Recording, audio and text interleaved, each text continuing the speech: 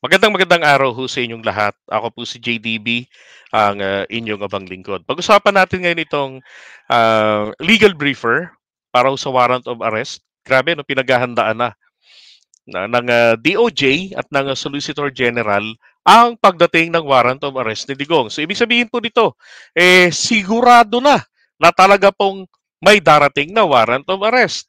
Di ba? Ang inaabangan na lang po natin dito, kailan? No, anong petsa? Pero ganun pa man po, sa paglipas ng mga araw, ibig sabihin, lalo hong lumalapit sa petsa ang pagdating nitong kanyang warrant of arrest. Tsaka syempre, alam nyo na sinayang nila yung pagkakataon na pinoprotektahan sila ng Pangulo to the point na na mismo ang kanyang integrity ng Pangulo natin ang nasisira kasi isa siya sa mga nagratipika ng ICC, 'di ba? Noong 2011. At yun na nga ikinagulat ng marami na sinang-ayunan niya 'yan dahil ang issue sa kanyang pamilya nung panahon ng martial law ng tatay niya ay human rights violations. Oh, now, ngayon, ayon ho rito sa balita, ay naghahanda na po ang DOJ. Sabi diyan DOJ prepares legal brief on PBBM's options for ICC warrants. Sa ibang mga artikulo, makita ko rin doon, pati ho ang Solicitor General, ganun din. Solicitor General po, ang pinakamataas or the highest lawyer of the government. Okay? Kaya nga dapat itong si Solgen, pagkatapos po nitong investigasyon ni Bato, kasuhan na si Morales. Okay, sabi rito, the department is now preparing, the Department of Justice, Wednesday announced they will provide PBBM with a legal brief on his position options if the ICC issues warrant against Filipino nationals. And the department is now preparing a legal briefer for President which will describe to him yung mga options na available sa kanya, the options available to him in relation to any arrest warrants by the ICC. So the briefer would be an objective statement or an analysis of the pros and cons of each options. Ibig sabihin, pagka pinaaresto mo yan, dumating dito, pwede mong pagtakpan pero walang hiyain ka na naman nila. Pwede mong proteksyonan pero masisira tayo sa international community.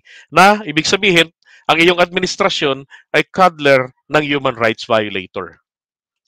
Yung mga tipong ganon. So mag-iisip ang Pangulo roon.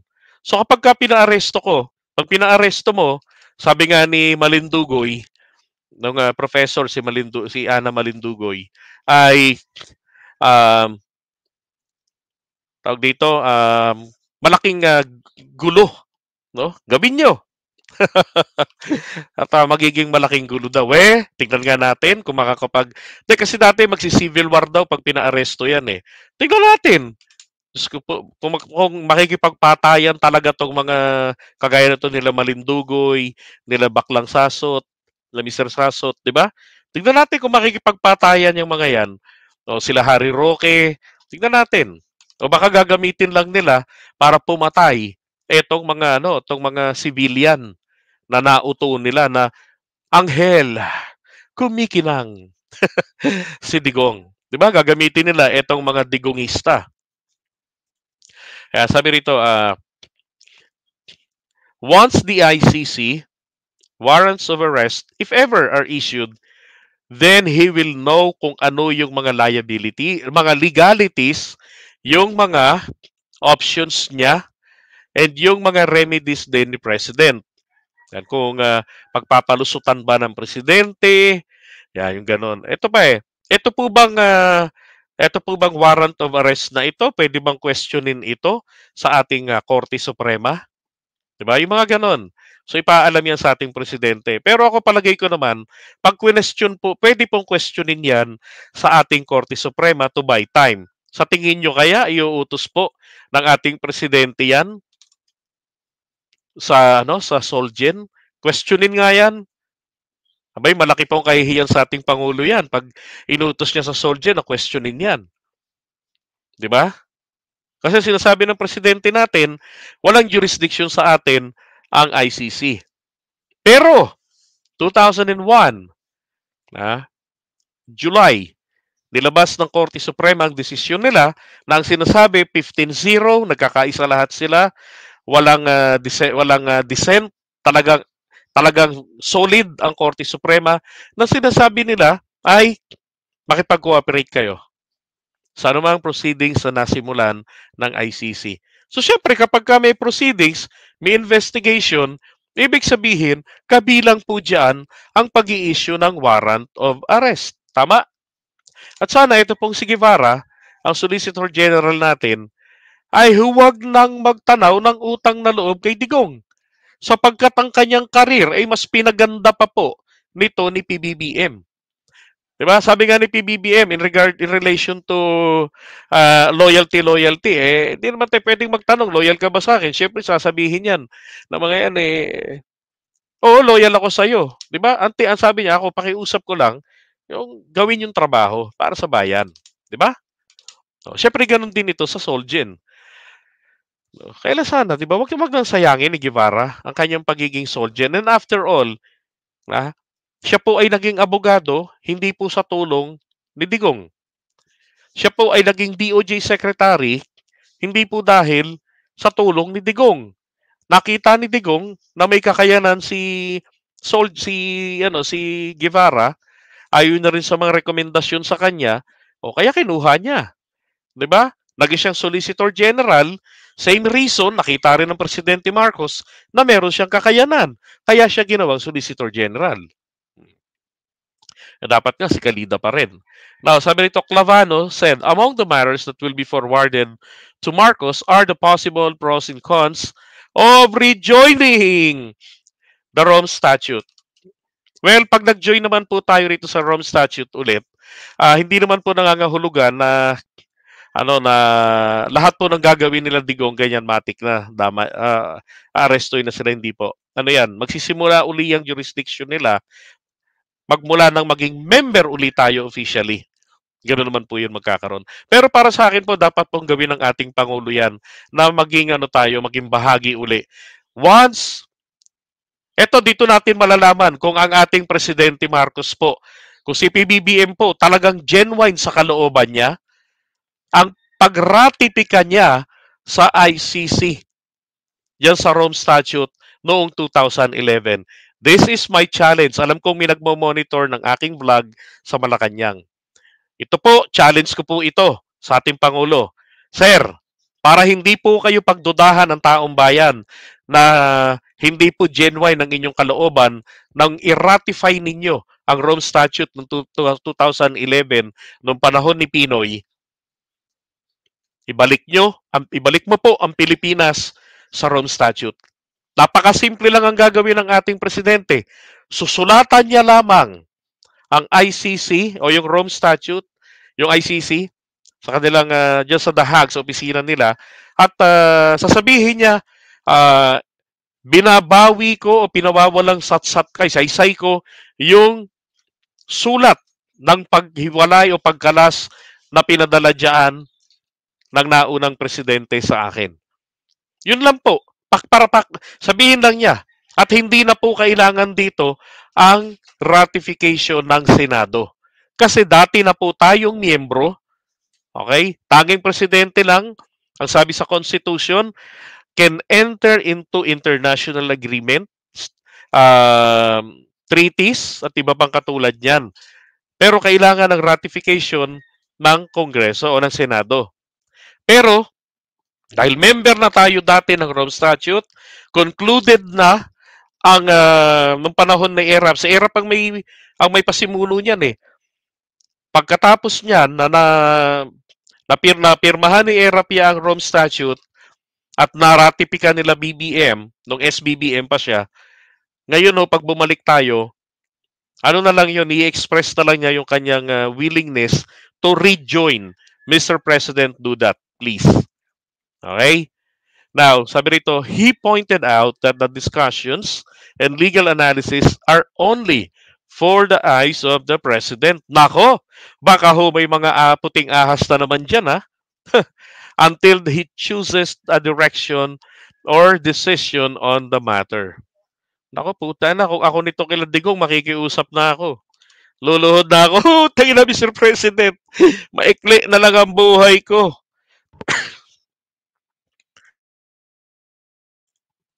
Ayokong mamatay doon sa silda, malamig doon.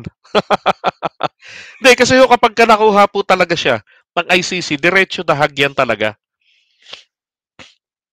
Hindi yan bibigyan ng magandang hug. The Hague. Hague. Okay? Sa The Hague. Doon po ididiretso yan sa kulungan.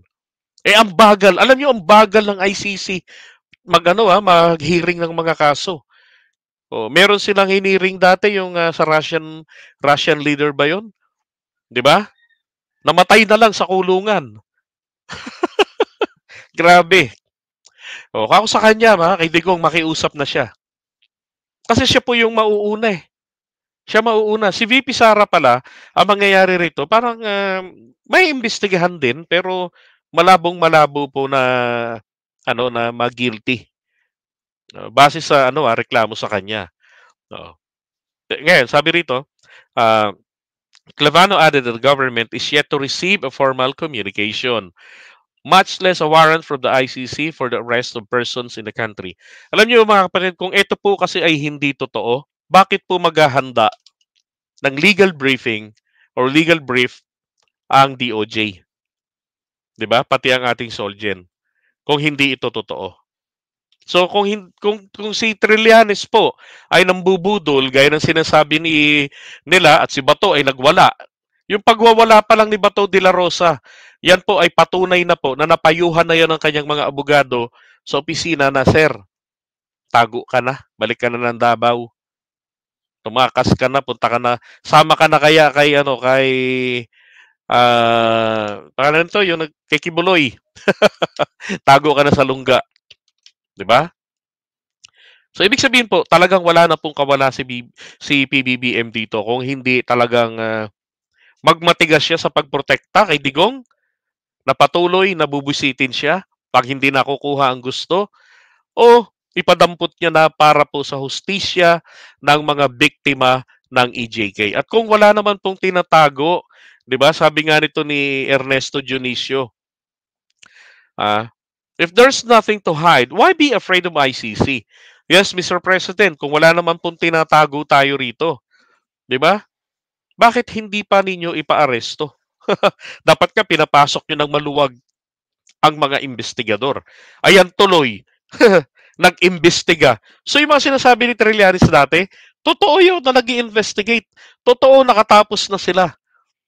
'Di ba? Kaya nga naghahanda na ang DOJ natin. Naghihintay na lang ng katukin sila. Oh. Now, bakit? Sino ba sila Trillanes? Sila Trillanes po kasi ang nag-initiate ng kaso ni Digong sa ICC. Natural.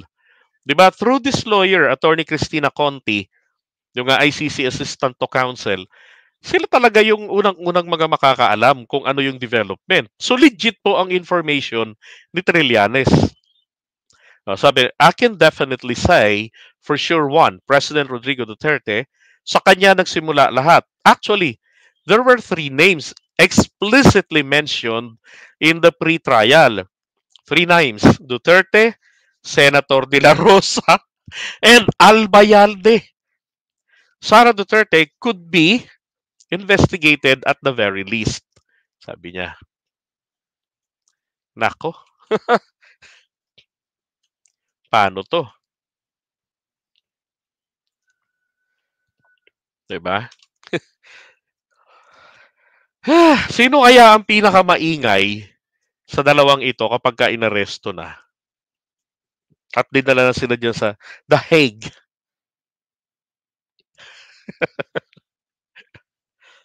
Alam niyo, siguro, tawag dito, masayang-masaya si Trillanes noon, di ba? Totoo lang, ang dami po talagang nagalit nung kay Trillanes. Ang dami nagalit kay Trillanes noon. Tawag ng mga DDS sa pambansang Marites si Sundalong Kanin. Yun nga eh, tawag nila eh, sundalong kanin. Buta na, tingnan nyo na lang tingnan nyo na lang. Ako talaga nagulat ako nung kay Trillanes nung makita ko yung kanyang track record sa Senado. Oh, hindi biro. At hindi po yan kumalaban kay Gloria Arroyo nung panahon na yan, yung dalawang mutiny nila, for nothing, para magpasikat lamang. Hindi. May pinaglalaban sila noon. Oh.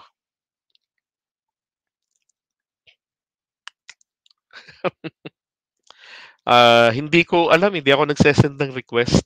Ako satisfied na ako sa interview po ni DJ Byron kay Trillanes. So I don't think I need to interview pa kay Trillanes. But if given chance, then why not? 'Di ba? Kasi satisfied ako sa interview nun. Superb. Grabe. Magaling, mas magaling pa sa akin si DJ Byron, 'di ba? Kawawa si Trillanes no sa ginawa ni Duterte dahil hindi lang nakuha, hindi lang napagbigyan. Ano nangyari? Binawi yung kanyang parol, 'di ba? Pero sinabi ng Korte Suprema, mali si Digong. Ay nako. Yeah, correct.